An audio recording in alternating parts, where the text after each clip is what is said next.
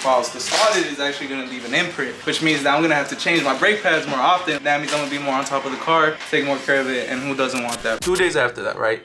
Let's say a day after that. I'm excited, I'm driving the car around, making sure it's good, right? The next day, if I'm not mistaken, because it only lasted me about 2 days, I end up actually smacking it into a pole.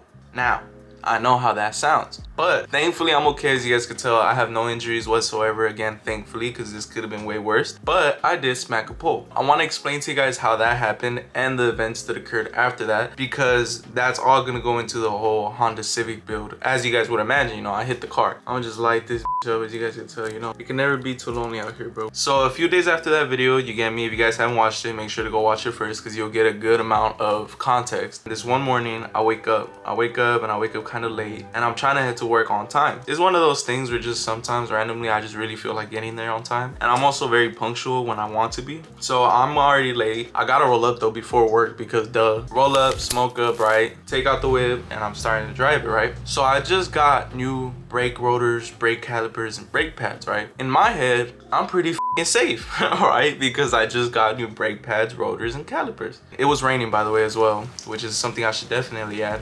Get in my car, turn it on, dip out, you know, take a right to go into the street, and now I'm just going, right? Keep in mind I'm also late, and it's not like the light drizzle rain. Like, it's been raining for at least a couple hours, like consecutively. You know, I'm not keeping that in my head. I'm just driving. I passed by this street called Temple. If you live out here in Long Beach, you know what street that is. It's, you know, where the church is at. I pass it, you feel me, every single time I pass the church, give myself a little blessing, you feel me, of the day. When I get to this one street where there's an Arco at the corner and then a skate shop like diagonal from it, I'm going about 60 now probably, just because I don't know, bro. I haven't had my car in a while. I really want to like drive the car, you know? I don't know what's the speed limit around those streets. Again, that's why I'm not saying nothing. I go to make a left turn, right? I overpass this truck. I see this car, and I don't know if you do this as a driver, you're a piece of just to let you know right now. But I'm going to do the left turn, right? So I'm trying to turn left. The driver coming towards me, he ends up speeding up. I don't know why, bro. It's like as soon as someone sees you try to take a turn, they just want to speed up. I don't know if it's to scare you or to try to press you to make a faster turn. I don't know. It's mostly motherfuckers in trucks too. So he ends up speeding up as he's coming towards me. He sees me doing the left. I have a good amount of time, but you know, I'm obviously like, oh, he sped up. But I'm also going fast myself, and I'm over here relying on the brakes and shit like that. So I'm braking as I'm trying to turn, but then my brakes, they lock up. That means they're not rotating nothing. So because of that, I end up just skiing my ass. Pause. That's crazy. Towards the pole. So it's like I'm braking. At the same time, I'm not braking, but I'm also braking because I'm going from like 60 down to like 20 probably. And so my tires lock. I realize this and I'm like, in my head, I'm like, all right, I'm for sure gonna smack it to the pole. So I instantly just put my foot down on the brake. Thankfully, I don't know if it was because they were brand new and everything, I was able to stop to a point where when I actually hit the pole, it wasn't that bad. Like, it really wasn't. From what it looked like, it really wasn't that bad. There was a guy at the corner, and like off his like facial expressions, I was like, oh, I'm good. And I just put that in reverse and I just dipped the out of there. I didn't even go outside. I didn't check the car. I didn't check nothing. Like, I literally just looked up, realized I was alive, realized the pole was still up, realized my car was still on. Like, my bumper is probably still on there then. Put it in reverse, dip to work. As I'm going to work now, I realized that my alignment is off. So now my steering wheel, let's say your steering wheel is like this, right? These are the two handles in the middle right here. My steering wheel ends up being like this. I thought, you know what? For smacking that pole, that's my consequence. I have to do an alignment now. This is what I'm thinking, by the way. So I get to the parking lot of my job, and now I'm realizing that it's getting stiffer to make the turns. Again, I'm just thinking, this is my alignment. When I take it to the shop, they'll be able to tell me if it's anything worse. Going to work my shift. That same day, I had to go out to LA to go handle some shit that I needed to handle. Now, this is where gets crazy. I get in the car, to turn is kind of stiff. Not like stiff to where I can't do it, but like if I turn too much, it wants to pull back instantly. I'm not thinking much of it, you get me? I'm just like, all right, bet I gotta be more careful during turns. So I get my car that same day. I take it to the bank, take it back to my house. From my house, take it all the way to LA. Not like beginnings of LA, I'm talking about east, deep into LA. And then come all the way back to Long Beach. Go get some food by like In-N-Out or something like that, which is, if you know Long Beach, coming off the 710 from the 6th Street exit, going all, which I don't know why I went that way anyways, that's a long way, going all the way down to the traffic circle. Like, it's a good distance, you feel me? And then from In-N-Out, I take it now back to my house and park it up. It's over 20 some miles that I'm driving this car after the accident. I end up getting home, I find a parking spot, and as I'm parking it, I'm like turning it to the right to, you know, go into the parking space. I hear a crack, like a pop type of noise. I'm like, You know, like it's clearly not the alignment. Whatever, I park it up, next day comes, right? I just took it to LA, I just took it in and out, took it to all these places. Like I could for sure drive it, right? Like there's no issue. I go into the car, I start it up, whatever the fuck. Again, morning ritual and everything. This is the day after. And I'm alright, bet. It was about to start raining hard. By the time I got to work, it was probably gonna rain a good amount, like, you know, whatever. I warm up the car, come out the parking space, right? Everything feels alright. Like everything's, you know. And I tell myself in my head, once I get to the main street, depending how I feel that turn, depends whether I even go to work or not. Because I knew in my head that I was low-key stretching it and I probably should get it fixed before I keep going to point A and point B. I get to the main street, right? And I make a right. As I'm making this right, I just hear another pop that's way more aggressive. And I realize now that I can't steer, like for shit. Like my car is, it could move, it's on. Like it's not like the car shut off, but I can't steer. Specifically, I can't steer to my right. The actual tire itself on the right passenger was not turning. So I'm like, keep in mind, now I'm in the middle of this main street that I'm talking to you guys about, that I said, depending on how this turn goes, depends if I go to work. So now I'm stuck on this main street. And there was a bus stop, coincidentally, right fucking next to it. So it's like, I'm blocking the bus, I'm blocking traffic. I didn't go into panic mode, but I realized how serious the situation was, because if a cop were to pass by, he would have probably given me a ticket or he would have given me a hard time, you know? But I'm like, F it. I get in the car. I really don't know how I did it, because realistically, this should have been a little more harder than what it was. I guess out of the anger, out of the need to move the car, I started just kicking my tire, because the tire wasn't moving due to my steering wheel, right? So out of just the need to move the car, I end up kicking my tire, and the right tire, right, it's stuck turning left. So I start kicking it and it's slowly like now turning to the right, you know, which is what I need, so that way I could get to the nearest curb and just park it up out the way so the traffic could go through and all that. At one point, as I'm doing this, I look and there's a bus coming and I'm still blocking. Like now maybe I'm not in the middle of the street like that, but I'm still blocking the bus. I hop out the car and I'm realizing that now the bus is right behind me, and I'm looking at him and he's looking at me, and I'm just like, bro, like I can't move it, you know? I look over to the next lane over and I see traffic just keeps coming, because you know, people are in their own world. They don't give a f about nothing. They don't even care to realize. So traffic's still going in the second lane. I get into the second lane, put my body in front of it, and on some shit I'm just like, yo, like just, you know, just stop, like stop moving, you know? Thankfully the cars listen. They could have ran my ass about that road. I was able to then like tell the bus to just go around, and he did, you feel me? And no one really gave me shit about it. Like I was just glad that I was able to do that, because if not, then this bus would have been stuck behind me, hella cars would have been stuck, you know? Like I just wanted to get them going, because I wasn't trying to make it an issue to where any law enforcement had to come and had to get involved. So after I do that, it gets more into a dire need to get this shit up out of here, because it started raining way harder. Around this time I should have already been at work. I've been caught up, by the way. Now, like I said, I'm kicking this tire manually, trying to move it, and then I hop back in the car and then I just give it a little bit of gas, and it moves, like it jerks out the way, you know, because of the tire. But then the tire quickly just turns to the left again because of what it was, the in and out of tire rods. But at the time, I'm just thinking it's the axle or something. So some way, somehow, by God's grace, bro, I ended up moving that shit next to a curb all the way at the end before getting to the bus stop is where I was parked, thankfully. After that though, the tire, even though I tried to kick it, it just wouldn't move, it wouldn't budge. So I was like, I'm stuck, you know? And in my head, I had a couple options. I was either I thug it out, right? And I hop in and I keep trying to do this manually to where I could just back it up to the street behind me where there's a parking space actually. And I can actually leave it there and then not worry about it. And then from there, you know, later on, I'll come pick it up. That, or I call a tow truck. To not be too specific, but specific enough, I was only like a block or two away from my house, walking distance, like a couple streets down from my house. I'm calling these places, like just trying to get a tow truck, just asking like, yo, like I'm right next to my house, I just need them to put me into the main street. I wasn't even saying take me home. I just wanted to put me into not the main street, but like the streets where it's more of a neighborhood street and like I'm in less of the way. These were charging me up to $150, and the cheapest I heard was $100 for someone to go out there and help me, right? Personally, I think that's fucking crazy. Like obviously there's business, people need to make money, but $100 just to clip on a car and move it down the street is insane to me. Thankfully, Jeffrey, and this is where, again, if you haven't seen the last video, make sure to go check it out. Jeffrey, thankfully, in the last video, he mentioned that he knew a guy named Sosa. You should have called me, man. I would have called my homie Sosa.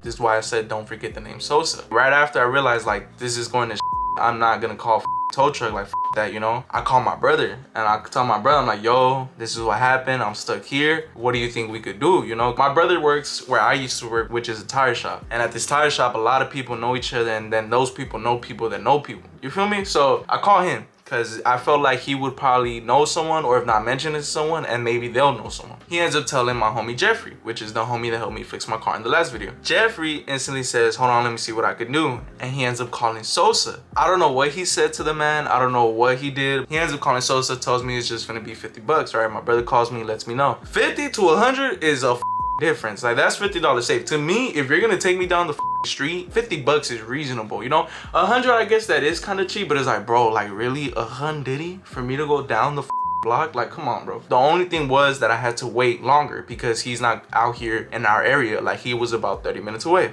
But to me, it's like, I don't give a I just want to move this shit. I mean, it was already out the way. Thankfully, it was all the way as close as it could be to the curb. It's raining hard as I'm mad at myself, really, because I know this is my fault. Because, you know, I'm the that was going 60 and then trying to, like, I don't know what the I was trying to do, but it's a front wheel drive, so it wasn't gonna skirt off or anything. So I don't know, it was my fault, and I fully realized that. So I wasn't really mad at anything, but I was just kind of like thinking, bro, like, you just got your car back, you was enjoying it, and now because you're dumb was trying to get to work, you get me? That's the part that mostly gets to me, because I was trying to get to work. Like, it's not that I'm a bad worker or that I'm a bad employee, but I truly never care about getting to work on time unless I have to, you feel me? But usually most days they're not tripping, I'm not tripping, you feel me? But this day specifically, I don't know why, I just felt the need to get to work, and then that happened, you know? So like I said, going back now to where we was, so Sosa ends up pulling up. He ends up getting kind of lost at first, you know, shout out to him, you know. He pulls up, and when he pulls up, he's like this cool ass, like, I want to say Dominican. I had someone that used to mentor me, and he was Dominican, and he reminded me of Sosa a lot, but I'm not sure. He got an older type of tow truck. He ends up telling me like, oh, could you take off the bumper, because my car is pretty low. Thankfully, the only thing holding up my bumper is a zip tie, and multiple zip ties. So all I had to do was get my pocket knife and just slice them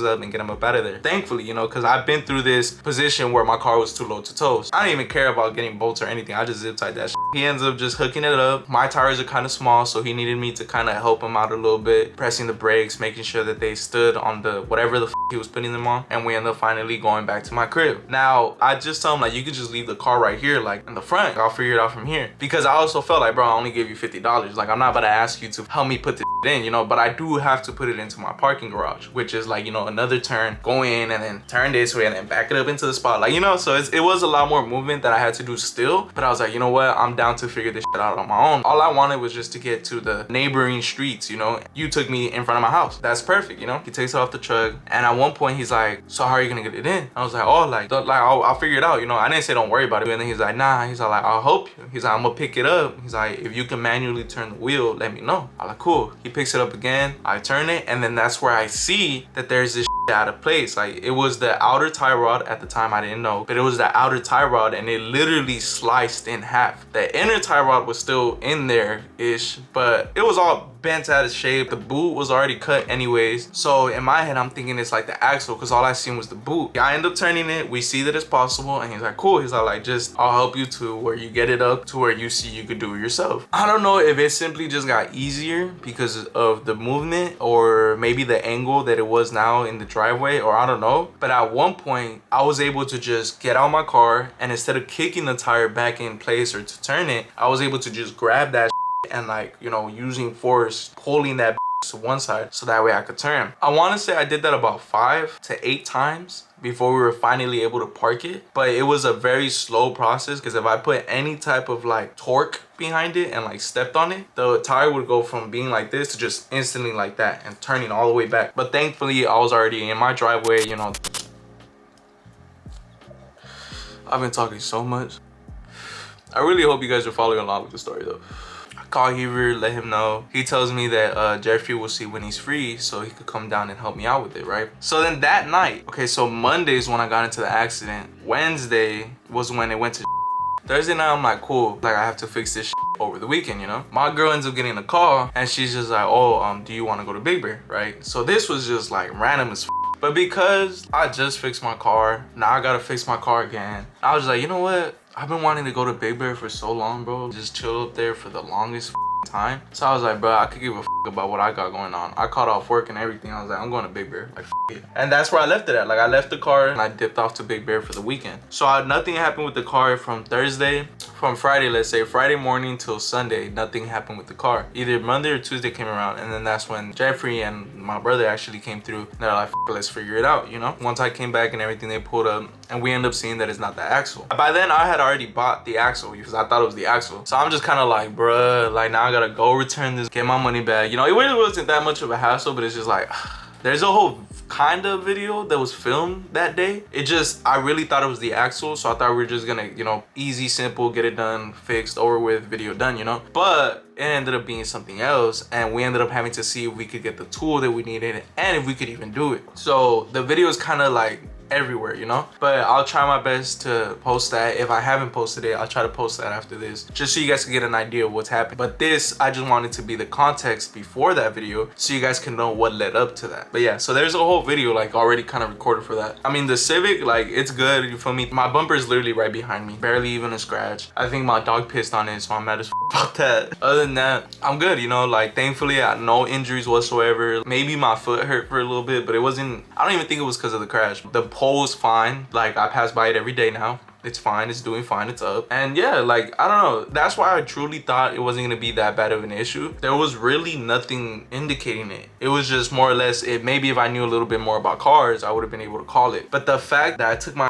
all the way to LA, took my to do all these errands, and I was still able to make it back home, and then not till the following day it went to shit, I thank God, bro, cause hell nah, bro, I could not imagine me being up in East LA being stuck right there because of that, because my outer tie rod just went out and my car can't even move. That would be so bro. I don't even want to think about how expensive that toll would have been. Everything happens for a reason, thankfully. Please, if you're going fast, just chill, bro, just chill. I don't know if it's because of that. I don't know if it was because of the rain, maybe because of the tires. I don't know. But yeah, man, that's pretty much about it. I don't want to spoil too much of the video that's to come. There's hella content coming for you guys, so I hope you guys are excited for that. But hopefully you guys understood what I was trying to tell you guys. And if you enjoyed it, like always, make sure to leave a like, subscribe, and share. I'm gonna be making banger content, so don't be stingy, bro. Like, you gotta share it.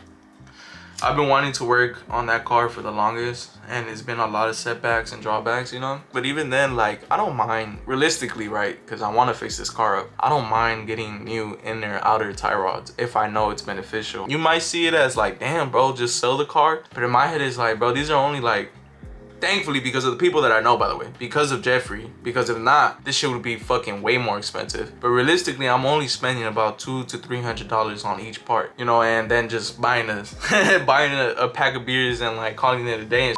You feel me? That's all thanks to the people that I know, which, you know, connections are very important if you guys don't know that by now. So always treat people right, because you'll never know who's gonna be your next helping hand. So yeah, real quick while I'm on it, just shout out to Jeffrey for all the help he's been doing. Shout out to Heaver as well. And yeah, like I said, you know, you just gotta have good people around you that are willing to help you out, and you also gotta be a good person and willing to help them out when they need it, you know. If it wasn't for them, this shit would be way more expensive. And I also have a Civic, so it's not like this is a German engineered car or like some bullshit. Shit happens, like I said, but we'll be alright. Yeah, I don't know what else to say. I think that's basically about it. Hopefully this isn't too long of a video. Hopefully you guys all enjoyed and learned something from it. And yeah, shout out Sosa, shout out to the boy, much love, and I appreciate him for the help. This is gonna be the second video, so the next video is probably gonna be the inner and outer tie rods. There's a lot for you guys to look forward to. Like always, cheers, bruh. Appreciate y'all for watching to the end. Like, subscribe, and share, and I'll catch you guys in the next one. Peace.